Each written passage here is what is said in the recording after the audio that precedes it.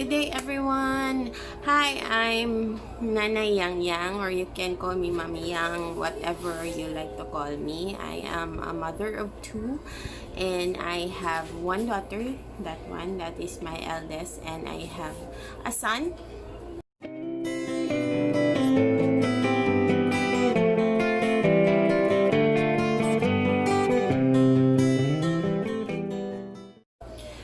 Okay, so I'm making this video today because I want to talk about autism. I'm not an expert about autism. I just have a 2.5-year-old son who was diagnosed with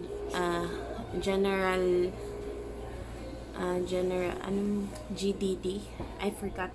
It is a diagnosis that is made for those who have unspecified kind of behavioral problem. No, the autism is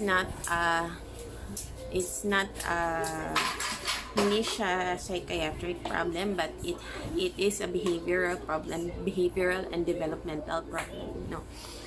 And but his developmental pedia, Dr. Kusi from Cebu, is leaning towards autism. So that's why so parang nakikita rin namin na parang may autism talaga siya. So okay. So a lot of my friends are asking questions about autism, and then so I'm making a video to answer the questions, no? So we found out last October, but we had October siya na-diagnose, but we found out that meron na siyang problema 1.4 to 1.5 years old.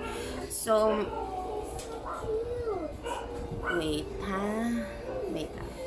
1.4 to 1.5 years old. So we found out because he grew up normally, and then he was able to talk, he had good eye contact, he was able to play with his sister. Unfortunately, after 1.5 years old, and he also had some screen time, very short screen time lang. We had a bad feeling about it because nawala yung eye contact niya, and then hindi na siya nakipaglaro sa kanyang sisters. Hindi na siya nakipaglaro sa kanyang sister, and then he usually kisses his sister and make good night gestures, but then he lost it. So that's why and also his speech, he knows how to talk. He knows a little bit of words, like 1 to 2 words that time. Amna, tuto na, because we're Bisaya, he talks tuto na, or didede na daw siya. And then yes, very good ballerina. Okay,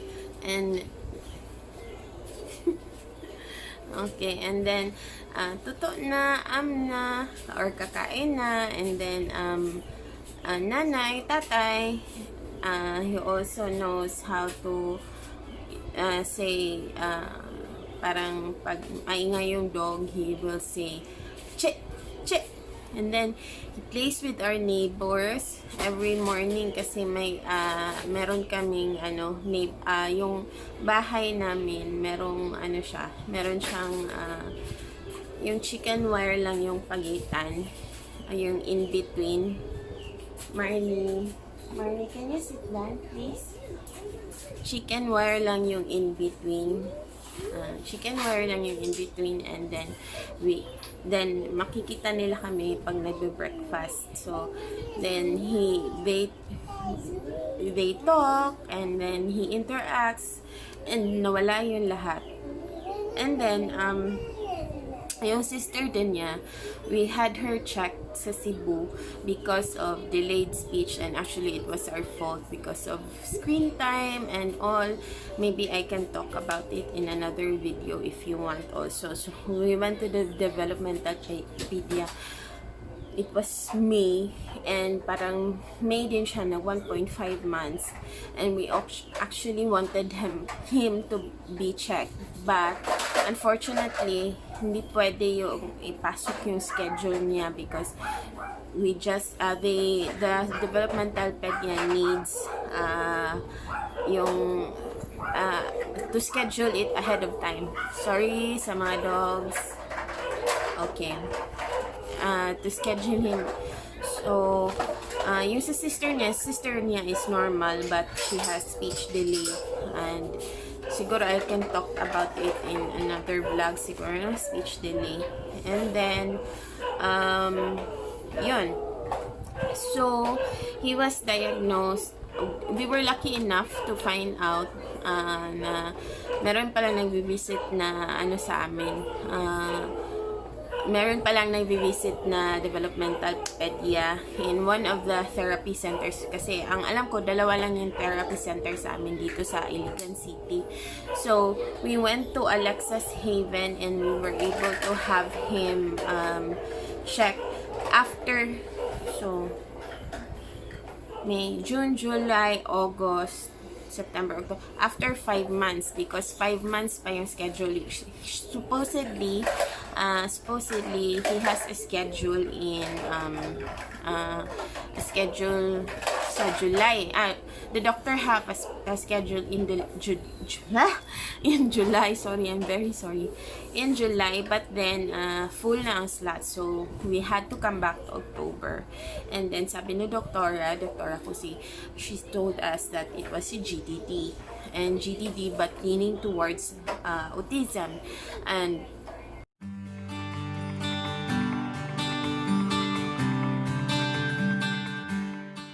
also, before that, kasi akala namin, we were denial also. Of course, no? Every parent would be denial. We would want our children to be normal. But then again, makikita mo talaga na may difference sa kanya. So, we were thinking na baka may problema sa ears niya at first, no? And then, we went to an ENT and found out normal lang naman. Walang nakitang problema. Normal lang. And then, he actually told us to go to have a hearing test, but I remembered sa birth niya, there was no hearing problem. And then, wala naman siyang mga na-experience na may problema like na sira yung eardrums niya or something. So, and then sorry ha, medyo nag-stutter ako. Ganito talaga ako magsasalita.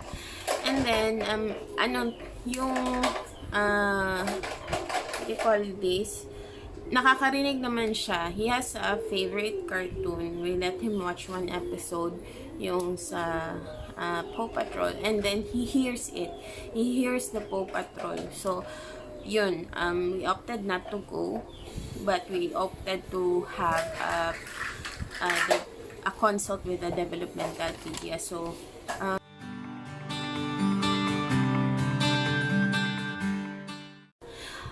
actually, both sides, kami ng husband ko, we don't have a family history with autism or other problems, no? Behavioral problems so far, wala. So, hi! This is Baby Red. Yeah. Yan. So, both sides of the family, we don't have autism, no? But, in both my pregnancies, I really had difficulties. I was, with this one, si Marley, I was pre-eclamptic, and then, pre-eclampsia yung problema ko main. Nagka-asthma din ako noon, but not that much. So, yung pre-eclampsia ko started at I think 33 weeks, and on the 34th week I gave birth because mataas na talaga yung mataas na talaga yung BP ko, and so I had an emergency CS, and she was premature. Marlisha Hope. Ganito talaga. Sorry. Ganito talaga. And then, she was born prematurely. But then, she grew up normal. Except lang sa may speech delay siya because of screen time. Again, kasalanan namin. Anyway, but this one, si Baby Red, he was breastfed, no? 1 month medyo nag-mix feed ako kasi hindi ako marunong mag-breastfeed. But then I joined a group and he was breastfed. I was expecting that he had super growth, yun. Because he can talk early, he does a lot of things advanced, but then biglang nawala, yun. So, what happened was that during my pregnancy, again,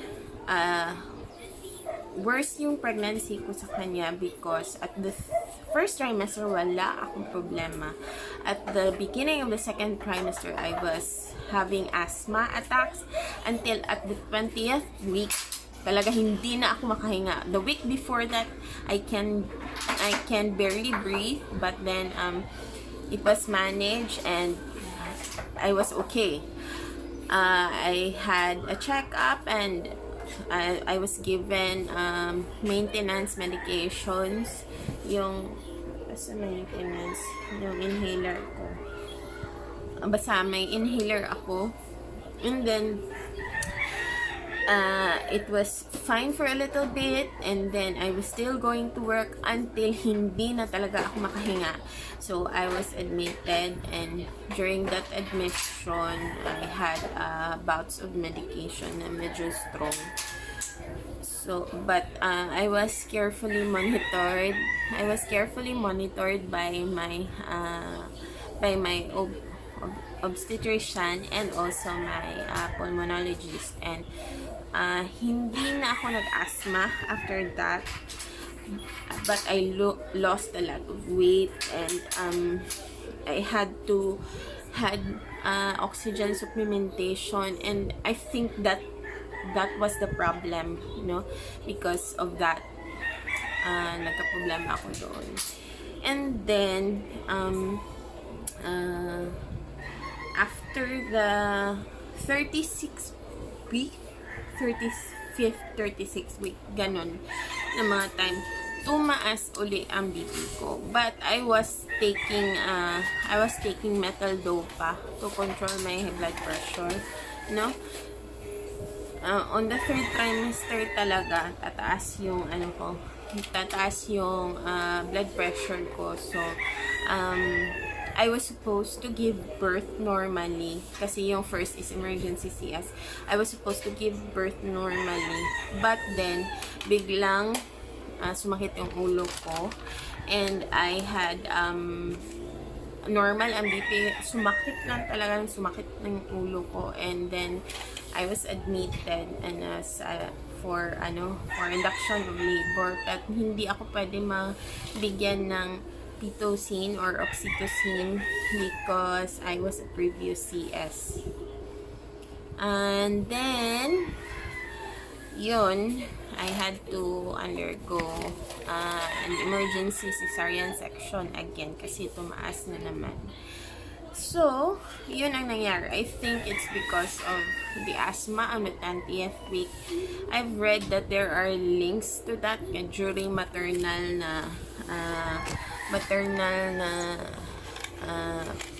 problems during pregnancy. Yun, you have links to that. So, baka yun. But actually, there's no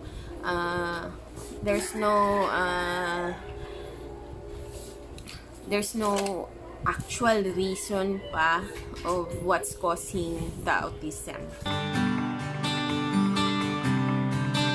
You go to a developmental pedia, konti lang sila, and then the schedule pahirapan talaga ang schedule, and now, especially now in ECQ, medyo mahirap mag face-to-face. Actually, kailangan sana ng face-to-face evaluation because essentially, kung mag-check face-to-face talaga sana. But if it's COVID, meron tayong teleconsult. Yun lang. Pahirapan talaga yung teleconsult, yung consultation because they only see about they only see about 3 to 4 patients in a day because they have to evaluate the patient properly, like an hour or two to see the family dynamics, to see the child's behavior, interaction with the brothers and sisters, ganon. And then the cost, kasi medical worker ako, meron akong discount, no? And then but the usual cost is around 3,000 to 3,500. So, mga ganon ang cost. And then,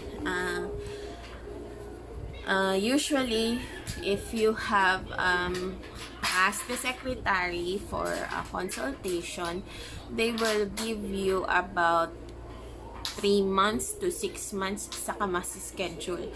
In Cagayan de Oro City, you will be given about 1 year for the scheduling, and you just if you want it to be earlier, you just have to ask if may vacant.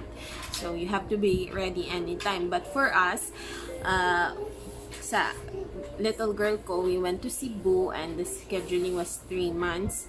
And then here in Iligan City, we were lucky enough to be scheduled 5 months after. Supposedly, pwede ma-schedule noong July. Kaso lang na-late kami. So, October. So, after 5 months. But, easy lang yung scheduling dito. And then, yun yung about sa doctor, no? So, sa first experience ko yung sa Cebu kay Dr. Espina sa aking little girl, wala nang fill up forms, but si Doktora is very motherly and she has more advice on the parenting techniques, and I was very glad to talk to her, pero it's so costly to go to Cebu, and now with the COVID, ang hirap din pumunta. And then may makulit na bata. And then ano ba yun? Kay Dr. Rakusi naman, she was very technical. We had to answer lots of questions na preempted nga email. And then yun yung he does this when he's excited. Yan yung ginagawa niya. Yan. Pag naglalambing, ate, don't move. Pag naglalambing, yan yung ginagawa niya. Yan. Okay. And I let him watch Paw Patrol as it calms him down because I have to make the video. So, very technical si Doktora, and very makabago siya, and I think both ways they work naman with the diagnosis of the children. Aray ko. Okay. With the diagnosis of the children. No, ate, no. Marley, no. No. Okay.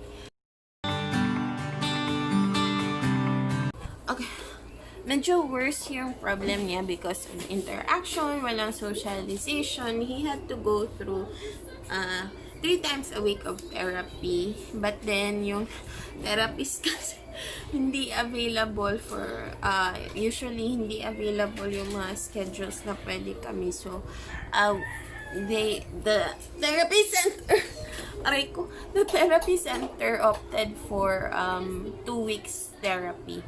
Okay. So, yun. 2 times a week therapy. And then, with regards to the therapy, we had 1.5 na registration, merang lifetime registration, and 500 per session. Yan, per session yan. So, ganun ang nangyayari. So, sometimes wala yung therapist because the therapist is not from Iligan City. They are just housed.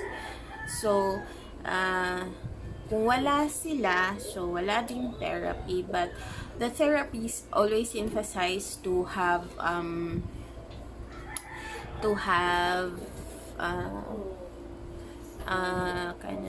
you do your own therapy at home, no? Kami sa family, hindi pa kami expert. We're testing waters up until now, but we do have a kind of schedule because according to them and the studies that autism, children with behavioral problems, especially autism, works well with schedule. Like, for example, this time, bathing time, you have to show them that it's bathing time, eating time, yun. Gawa kayo ng schedule. There are many examples in YouTube and also mga articles about it, about the scheduling. Kahit simple scheduling lang, like the usual routine. Sometimes hindi man talaga ma-follow yung schedule kasi you have aalis ka or something like that, but at least there is some structure in your day. Ganun. Nagka-problema kami because of the COVID-19. We were not able to let him go to therapy kasi we were really afraid. Meron namang one-on-one therapy sa nila, tapos they assured us that they will clean, etc. But you can never tell talaga kung anong mangyayari. So that's why iniiwasan namin, and then we weren't able to follow up. At I emailed and called his doctor, and we will have a schedule for follow up, and I'm thinking also, and I am thinking also of enrolling him to a therapy center with teletherapy, and it's beneficial for both the family and the child who needs therapy kasi there's family involvement. Kasi usually pag naka-therapy ka, yung nangyayari kasi you have to be in outside, and then yung interaction is with the yung likod ko. Wait, lipat ko muna. Sorry. Medyo may problema na tayo sa mga balakang natin. Kaya ganun. So, it has benefits daw because it will involve the family, and then malalaman ng parents kung anong ginagawa, so you'll be more educated about the kind of therapy that you can do at home. And then so you'll also find out the kind of interaction the child has with the therapist, kanon. So the Alexa's Haven kasi they don't offer teletherapy. That's why I'm asking my his dev ped to if she is amenable with enrolling my son in teletherapy center. So the other one in Iligan, the Med Bay, has teletherapy. So I'm asking her if she would be okay with that. Kasi yun nga, gusto ko teletherapy kasi takot ako sa COVID.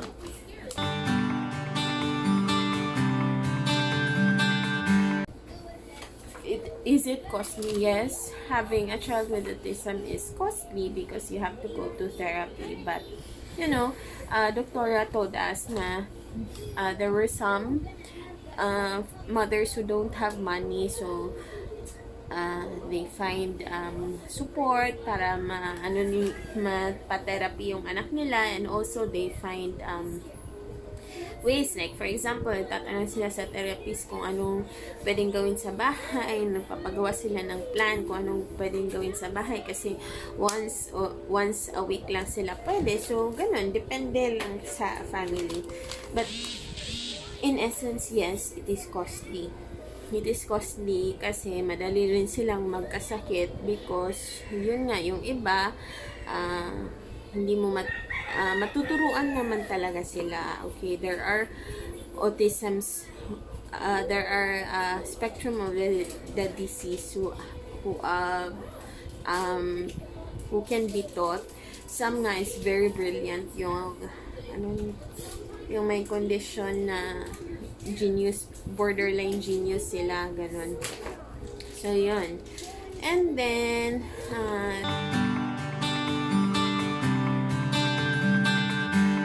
of course we know, Marley, no,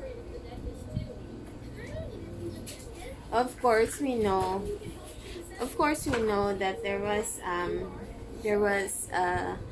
something wrong with him, but when the diagnosis was made, it was devastating, for me sa akin na tanggap ko siya kasi anak ko yun eh.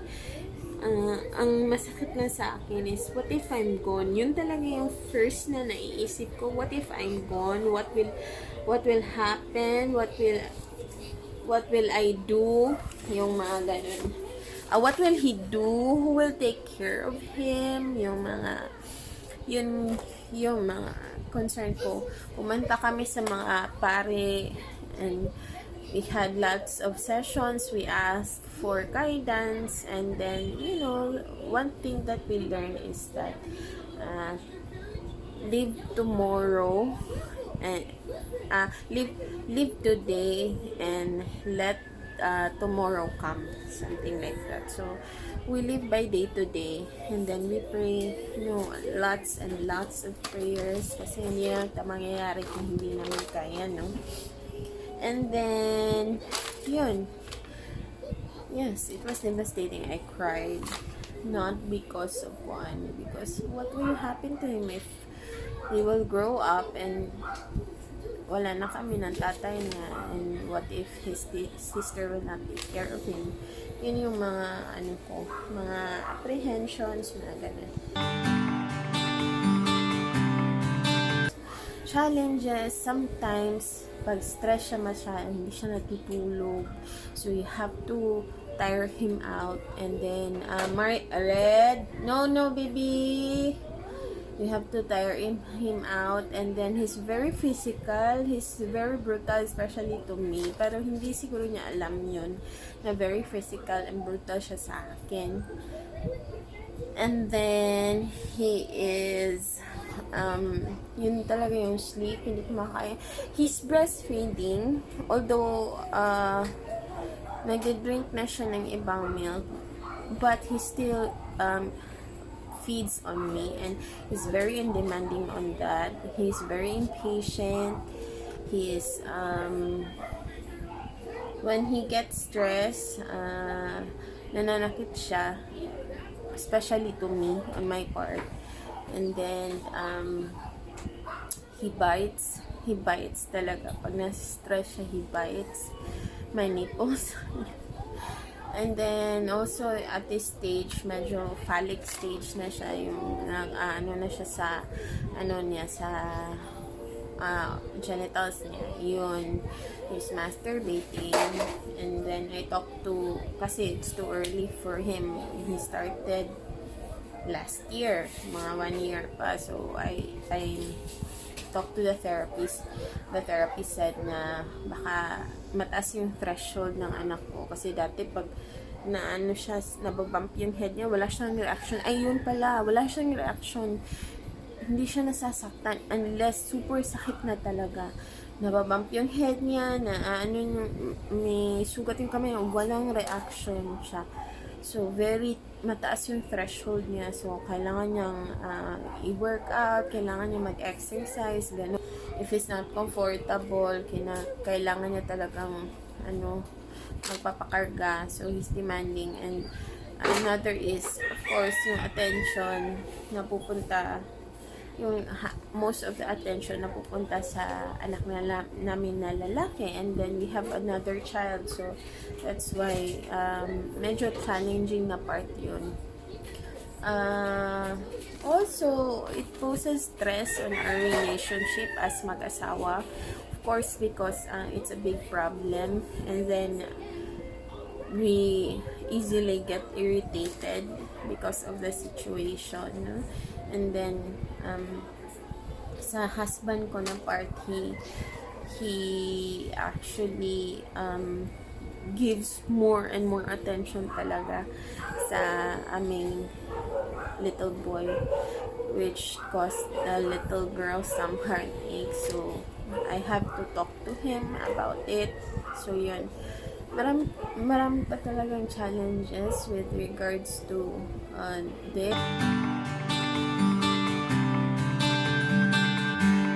So far, he likes blocks, yung blocks na ganun, sinastack niya. Yun yung isa sa mga namin na gusto niya talaga ng blocks, and then he will have hours and hours of obsession over blocks. Meron din yung gusto niya lahat ng circle, tapos yung napapasok niya yung circle to another circle na container. Ginawa niya yan for hours and hours. And also this one, this toy, although this is an educational toy, and he can spend hours just like doing like this, ganyan, paulit-ulit, ganyan, paulit-ulit. So he has the habit of repetition, which is common in autistic children. And also, mga aversions niya, he doesn't like to be combed, he doesn't like mushy foods, he doesn't like cold foods. He tends to like more like lumpia. Favorite niya talaga yan, lumpia. And then ano pa ba,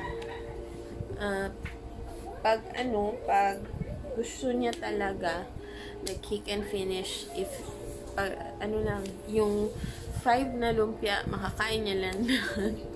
Tapos yung juices, kahit hindi siya mag-stop na mag-inom ng juice. So kaya kinokontrol namin.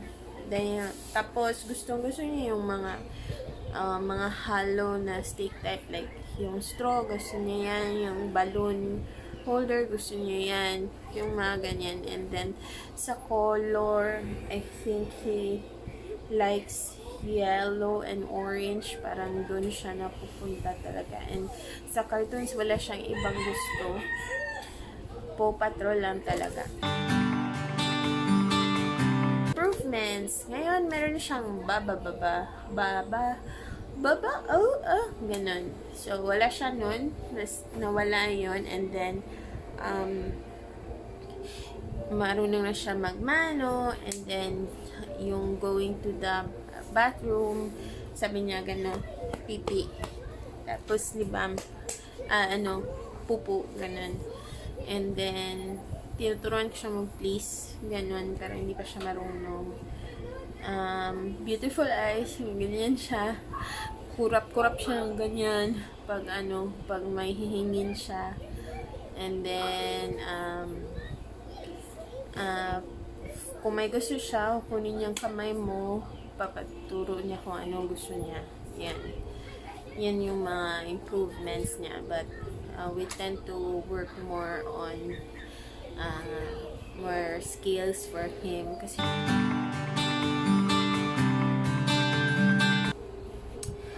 actually I let them play out. I let him run, and I let him do what he wants, like running, going up and down, kasi it helps in their development. And it also helps the essential oils. I'm using Young Living. I'm not promoting, or this is not sponsored by Young Living Philippines, but I use Young Living, especially the lavender oil, and it really helps him. It really calms him down. So, calming lang siya. It's calming. It's not a cure. It's just calming him down, because sometimes you can't really handle him. So okay, with regards to advice, work on your parenting skills. So it's so nice kasi dati parang hindi ko, I don't think I need this, yung mga ganun. We'll cross the bridge when we get there, yung mga ganun yung peg ko. Pero really, parenting seminars, it's very, very useful talaga. I just found out about it. I mean, I knew about it, but I didn't work on it, and I found out about it, and it's actually very helpful. And I attended some parenting seminars with regards to autism twice this week, and it was very enlightening. So I plan to attend more. With regards to autism, if you can see that your child is very different from other children, don't shy away from it, because there are some kids who I knew who came in very late, like 6, 5 years old, na medyo mahirap na sila i-bend, no? Mahirap na sila i-discipline, because may nakasanay na sila, and maybe we don't know if the parents are also giving in, kasi dapat hindi ka give in sa children with autism. Dapat may disiplina rin sila. So if you see that your child has a problem, please don't be denial. No, I mean, you have to go. You really have to go to a developmental pedia. There are so many means to go to a developmental pedia. If you have financial problems, I think there are government assistance that will help you provide for teleconsult, for consultation. So there are organizations, and you can go to the social workers. Medyo may problema yung anak ko, and he needs to go to a developmental pedia, and where do I go, and I don't have the funds, nakikita ang pera, pero ang development ng anak mo will deteriorate talaga. Will deteriorate when these things happen, when they have autism, they will deteriorate. Next is be strong. It's not easy. It's really, really not easy. I mean, it will cause a toll to all the family members, but be strong and pray for it, because it will be Marley. Behave.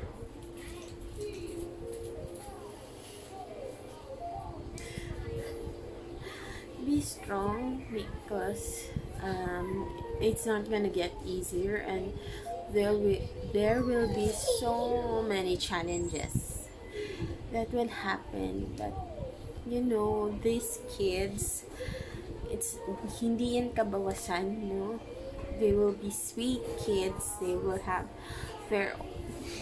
be limited in some, like social and behavioral, but they will be sweet kids. Like this one is very sweet. Is very, very sweet to me, and he makes us happy all the time, really. There are some challenges kasi he's beginning to be naughty now. I think for now he's like 1 year old in his behavioral age and developmental age, and diba nagiging naughty naman yung mga 1 year old. So ganon, that's about it. And they understand. They just have a different habit, just have this weirdness, but they do understand. So you should love them. You don't discriminate them. You should love them as much as you can. Okay, so let me end this video with a prayer, for those parents who have children with autism, with other behavioral problems, not just autism. Okay, and especially those who are also what are you doing in this quarantine time, day? I forgot this question. So last question na last na ni. In this quarantine time, you just have to follow the schedule. Mahirap talaga na hindi sila nakakalabas, no? They're not going out on fresh air, but you have to follow the schedule. And you have to make time na lalabas sila, like, do outdoor activities like gardening, playing, maski playing lang, kahit walking. Kung safe naman yung neighborhood nyo, like, it's a gated community and hindi maraming masyadong tao, pwede naman, I think you can let them walk like a few meters house, just to let him have a physical activity outside. So yan. And then, okay, let's start with a prayer. Let us put ourselves in the holy presence of our Lord. Lord God, Father, Son, and Holy Spirit. Lord God, thank you for this day. Thank you for all the blessings that you have given us. Thank you for the love and the care, Lord. Forgive us our sins, the sins that we have done knowingly and unknowingly, Lord Jesus Christ. Lord, we pray for your loving kindness to keep us safe from harm. Cover us with your blood, Lord, the blood that used to save us. Protect us, Lord, from all the coronavirus, Lord Jesus Christ. May you give us strength, Lord God, to be good citizens, Lord, and follow the direction to end COVID-19, Lord Jesus Christ. Lord, we are nothing without you, Lord Jesus Christ, and I know that you will save us from this disease, from this pandemic, Lord. Lord, we pray also for those parents who are in quarantine, who have no capacity to let their child go to therapy, Lord Jesus Christ. May you help them, Lord, cope up with autism and other kinds of behavioral problems, Lord Jesus Christ. May you give the parents the enlightenment, Lord, to let their children do some therapy, Lord Jesus Christ. We pray for the children with autism, Lord. May you help them, Lord God. May you protect them, Lord. May you give them strength, Lord Jesus Christ. May they improve from their day-to-day, Lord God. And may you help their skills, Lord Jesus Christ. I pray for the parents who have difficulties. I pray for the parents who are confused. I pray for the parents that are not able to accept their child's problem. We ask you, Lord, for guidance in Jesus Christ, and please touch us and enlighten us so that we will do the things that we need to do for our children, Lord God. Please, we ask in Jesus' name. Amen.